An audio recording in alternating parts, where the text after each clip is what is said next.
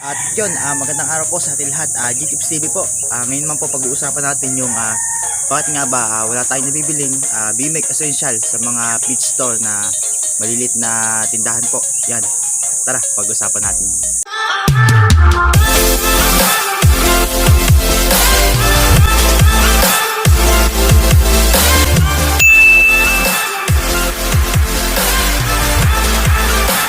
At yun, magandang araw po sa ating lahat. Yun, mayroon naman po tayong vlog.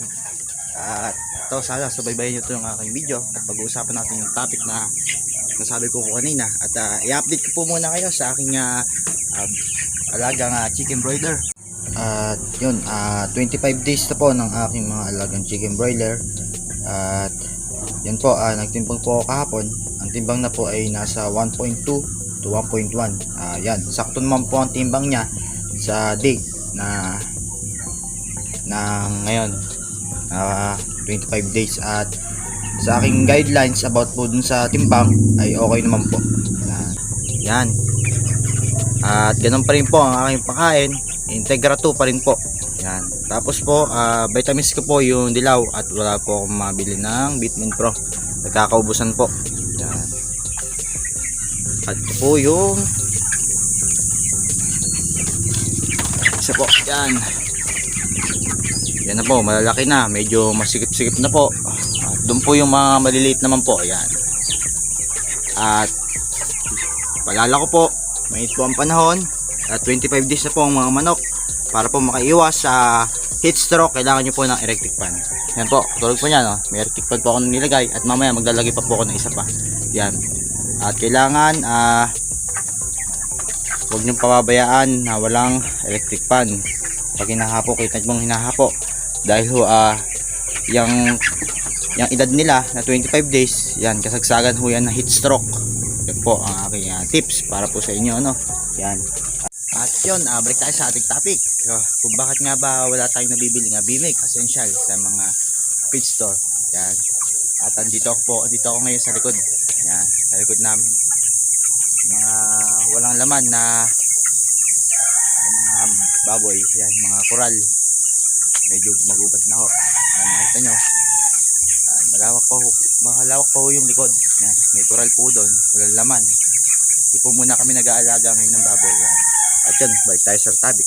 Ang BMEC Essential nga po pala ay yun yung mga pinakamagandang feeds po na patuka sa mga chicken broiler. Yan po. Ganun din po 'yon. May may rin po 'yon, crumble, yan, pang tray, pellet, yan. Tapos yung isa, yung chick booster, meron din po 'yon. Pares din po ng pinapatuka po natin na Integra 1, Integra 2, Integra 3. Kaso nga lang po, yung feeds na po 'yon ay napakaganda po nun. At yun po yung naobserbahan ko po sa malalaki pong poultry farm, no? Katulad po sa kaibigan ng aking mama. Yan, alaga po kasi nila ay nasa 1,000 mahigit po. Yan. At nakakabili po sila ng ganon, ng BMEC Essential yung tinatawag. Yun po ay napakaganda pong feeds at solido po yung mga ingredients po nila. At yun po yung mga sinerch ko, pinag-aralan ko. Solido po yung mga ingredients na pampalaki po ng chicken broiler. Yan. Na yun na nga po, na 30 days na harvest na. So 28 days, 30 days. Hindi na po umabot ng 45 days ang chicken broiler po. Yan. At yun nga, bakit nga po ba hindi tayo nakakabili? Unang-una po, yun po talaga yung feeds na yun ay pang malalaki yung poultry po talaga. Na doon lang po sila nagsusupply at hindi po sila nagbebenta ng patingi-tingi na tulad po na binibili natin na Integra 1. Kahit saan po ay basta may store na BMEC ay makakabili po tayo, no? Kahit tingi-tingi po yun.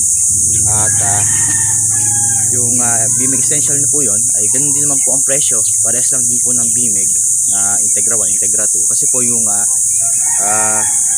kaibigan ng mama ko, minater daw pong pizza at binebenta po sa amin. Kaso nga lang, hindi ko naman po makuha at napakalayo ho. Talo pa po sa tracking, kumbaga. Kung kakukunin namin doon, talo pa po kami. Yun, at sabi-sabi, nagtanong na rin po ako sa mga feed store po talaga na sabi ko po, ba't po ba wala po kayong Bimig Essential?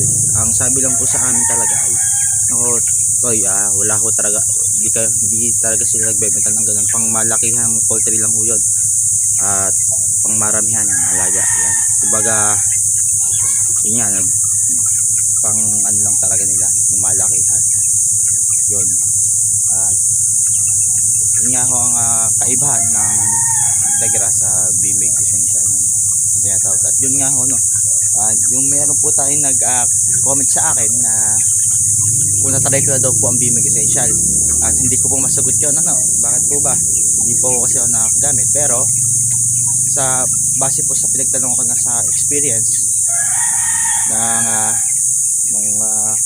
kaibigan ng mama ko, hindi rin po nagkakalayo yung pagkalaki ng manok, hindi ho, nasa pag-aalaga lang din po talaga, dahil nag-update po sa amin yung yun nga po, yung kaibigan nagbibigay sa amin ng screenshot ganyan sa mama ko, kakaparehas lang din po. Yun nga po, pares po kami ng kinukuhanan na sisiw at ganoon lang din po ang timbang, parehas lang din po, pero siguro mas maganda ko talaga pag Bimig Essential ang gagamitin nyo. At sila po kasi nakakuha nga ako ng kasi tarak-tarak po sila, kumbaga binababa sa kanila, tarak-tarak na maramihan ho, kasi sa lugar ho nila nakikisabay lang din po siya na pag dumating po yung tarak, yun, yung mga ipapasobra po ng dala, yun po yung binibili niya, at kaya po yun ang gamit nila, Bimig Essential po. At yun, sa mga nakakagamit po nun, yun, maganda ho yun na feeds para po sa chicken broiler. At tayo, wala naman tayo, maliitan lang na business, wala ho talaga tayo mabibili na ganyan, kaya tsaga na lang ho tayo sa Integra 1, Integra 2, Integra 3, yan, sa Bimig. At maganda rin naman po, kikitain natin. At yun nga lang ho, mahal ho ngayon ng feeds, tumaas na naman po, Integra 2 ay 1,760 po, tumaas na naman ng 60. Grabe, buti na lang po talaga, mura po ang sisiw, yan. Hindi po tayo malulugi ng sobrang laki po, sana malaki pa rin po ang kitain, para ang pagod po ay hindi po sayang ang pagod, dahil sobrang nakakapagod din po, araw-araw maglilinis ng mga ipot nila, yan, paputok ng araw, kaya mahirap din po talaga mag-alaga, sakripisyo din po, pero yan, pag kumita naman po tayo ay maganda rin po ang kalabasan, at yun lang po ang aking mabibigay na tips sa inyo, yun, kahit di po tayo nakakagamit ng Bimig Essential ay okay naman po itong Integra 1, Integra 2, Integra 3, yan. At kumbaga yung mga proseso na gagawin natin ay ganun pa rin po, at alagaan na lang natin po ng maganda para po maganda po ang kalabasan ng timbang nila, iwasan po natin na ma-stress ang mga manok, yan. At magbigay po tayo ng magandang vitamins, yan. Huwag po kayo mahinayang sa presyo po, mas maganda po yung medyo mahal ng konti ang vitamins kaysa po sa mura, yan. At lagi lang pagandahin lang po natin yung sa kanila,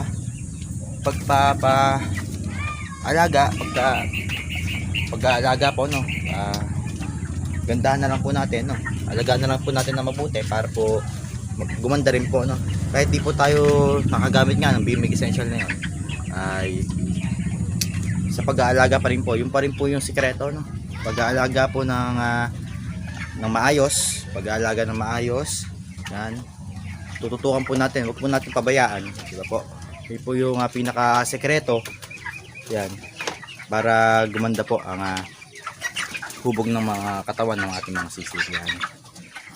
Yan, tulad po niya, tingnan nyo,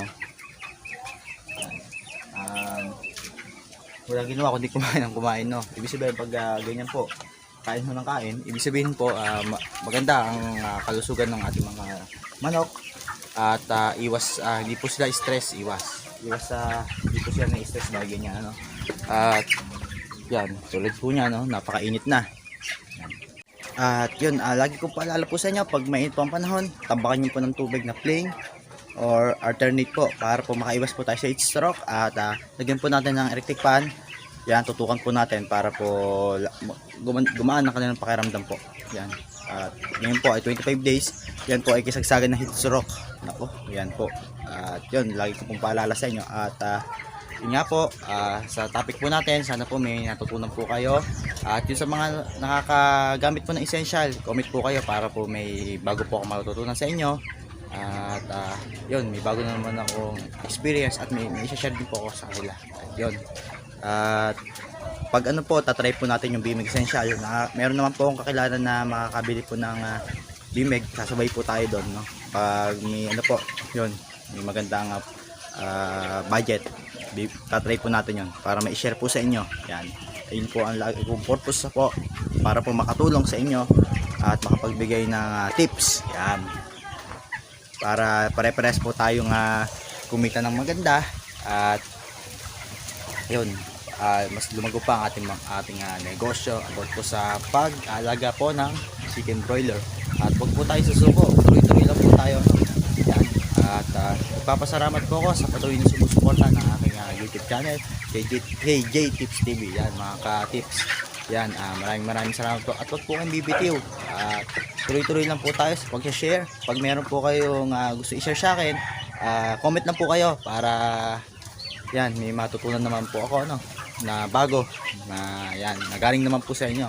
Yan, mas ma-appreciate ko po yon dahil galing po sa inyo. Yan. At yun, maraming pong salamat po ulit. Ayan, tulit na naman ako, baka may magalit na naman. At yun, shoutout nga po pala kay Rolando Sigwa. Yan, maraming salamat po sa patuloy na pagsuporta ng aking YouTube channel. At na-appreciate ko po yung lagi niyo po pagko-comment sa akin. At yun, tuloy-tuloy lang po tayo sa pag-alaga po at pag-negosyo. Happy pa rin po sa inyong lahat.